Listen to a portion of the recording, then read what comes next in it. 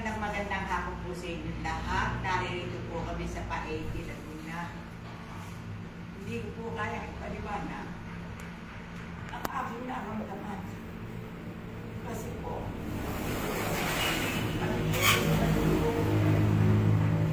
pero magtatanong pa man po, mahal na sa Reno. Maraming salamat sa iyo. Alam niyo naman, sa lahat ng aking pagsunod, lagi ako sumusunod sa inyo. Sana po, lalo niyo sa pabigatan ang aking ipinagkaloob niyo sa akin. Ako po, hindi magsasama sumunod para sa tao. Kaya lang po sana, sa pagkakataon ito, sumalubog po ako sa iyo. May magandang naganap. Hindi ko po na maubos maisip ang aking sasabihin. Yumakap po ako sa inyo. Maraming salamat. Nalungkot ng kiligin ang mga tao may karamdaman. Nakalaan po ako sa lahat ng oras sa aking gagawin at aking ko lang po masasabi sa mga tao.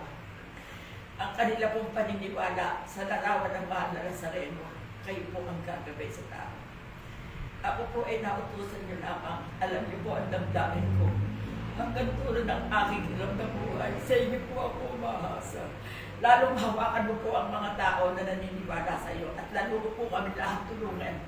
Kasi po naririto kayo sa Laguna, sumama ka po umuwi sa lalawigan ng Bulacan. Kaya mga kalalawigan mo sa Bulacan, eto na po, uwi na po natin ang Nazareno na nanggaling sa Paete, Laguna. Ngayon po May 26 po. May 26 po. 26, 2020. Ano? May 26, 26. Kaya po maligayang hapon po sa inyo lahat. Bumabati po ako sa mga buong naniniwala at nagpapalo ang kay Mother pa rin.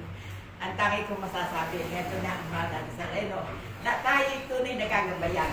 Unang-una lang, paniniwala. O sige, hindi ko na pakakahaban. Bye-bye mga ka-Facebook.